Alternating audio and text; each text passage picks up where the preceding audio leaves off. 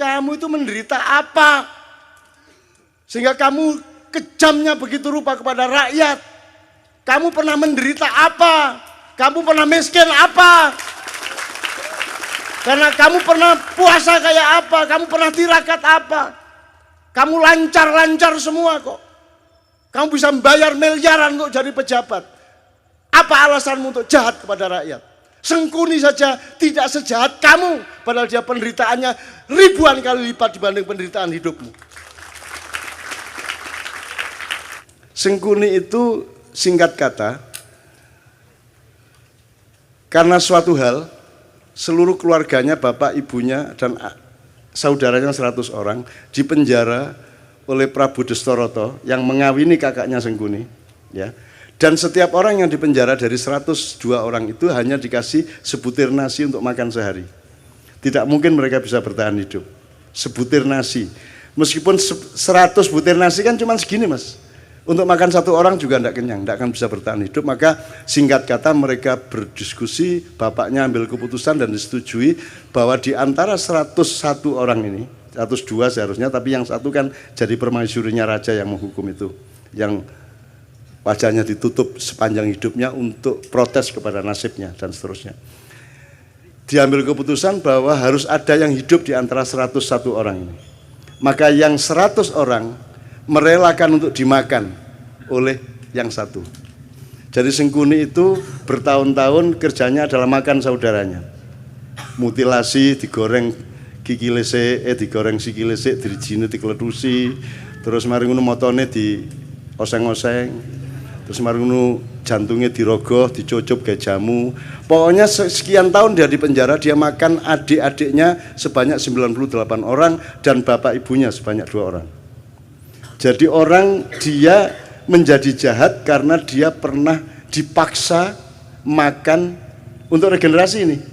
Ya, untuk regenerasi, untuk kehormatan keluarga, harus hidup. Maka cara satu-satunya untuk hidup adalah makan 98 adiknya. Seperti Sumanto itu. Tapi satu persatu. Mas, Anda pernah membentak ibu Anda? Pernah membentak ayah saya? Pernah membentak ibu? Kalau sampean sekali membentak ibu sampean stres enggak? Bisa enggak tidur tenang Anda? Merasa bersahnya luar biasa, baru membentak ibu.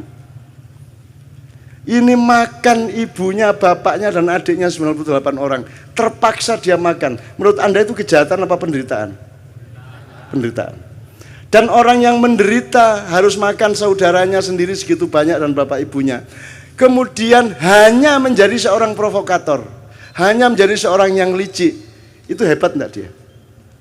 Seharusnya Sengkuni menjadi teroris besar. Dia bunuh semua orang. Betul enggak? Harusnya dia obrak-abrik itu Astinapura, Indraprasta, dan semuanya.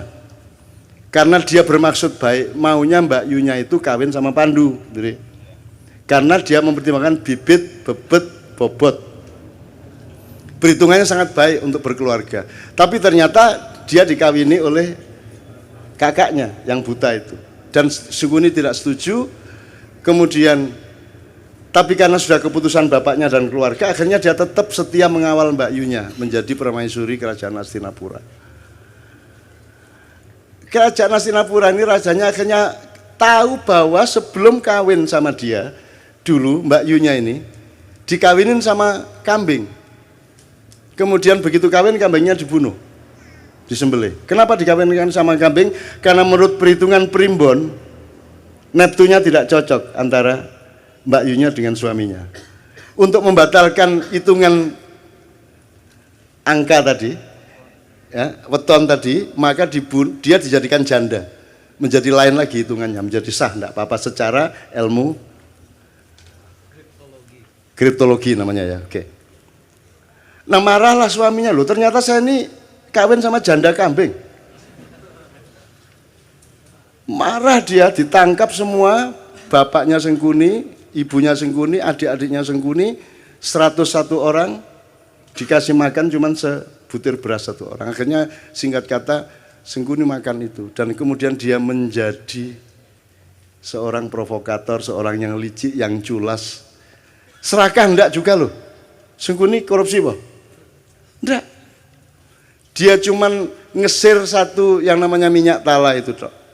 Dia rebutan minyak tala tumpah, terus dia bergulung-gulung sehingga dia sakti, dia tidak bisa ditembus oleh senjata apapun karena badannya sudah berlumuran minyak tala, minyak kehidupan, gitu ya. Bagaimana dia bisa mati? Semar yang ngasih tahu kepada Bima, mau Bima, iku biyen pas gulung-gulung di lengo tolo iku silite gak kena. Jadi gulung-gulung kan tetap anusnya kan tidak kena, Mas. Yang kena bokongnya tok ya. Minyaknya tidak sampai masuk. Nah itu kan tidak kebal. Akhirnya sama Bimo pakai kuku pancanaka disogok silite cet matek deh. Itu ya, hati-hati ya Mas ya. Itu. Nah teman-teman sekalian, saya yang pertanyaannya sederhana. Kalian ini pemimpin-pemimpin Indonesia ini, yang mana yang tidak sengkuni? Terus kalian ini menjadi sengkuni atas penderitaan apa? Kamu pernah susah apa hidupmu? Kamu pernah tidak makan? Kamu pernah makan ibumu? Kamu pernah menderita sampai seperti itu? Kamu itu atas nama penderitaan yang bagaimana sehingga kamu jahat kepada rakyat itu? Apa alasan sejarahmu? Kalau Sengkuni ada alasannya untuk jahat, meskipun kejahatan dia tidak sepadan sama sekali dengan penderitaannya. Seharusnya orang macam Sengkuni yang makan 101 keluarganya sendiri, dia dalam tanda petik berhak untuk menjadi teroris besar. Kalau dia tidak kuat, dia akan gila atau dia bunuh diri. Tapi Sengkuni sangat kuat dan sangat arif sehingga dia hanya menjadi provokator. Sementara kita dipimpin oleh Sengkuni-sengkuni yang tidak punya alasan sejarah untuk jahat kepada rakyatnya. Kamu pernah jahat apa? Kamu pernah menderita apa? Wong kami yang tidak pernah utang seperti anak-anak utang. Kamu tidak pernah kredit seperti mereka. Kamu lancar-lancar saja kok.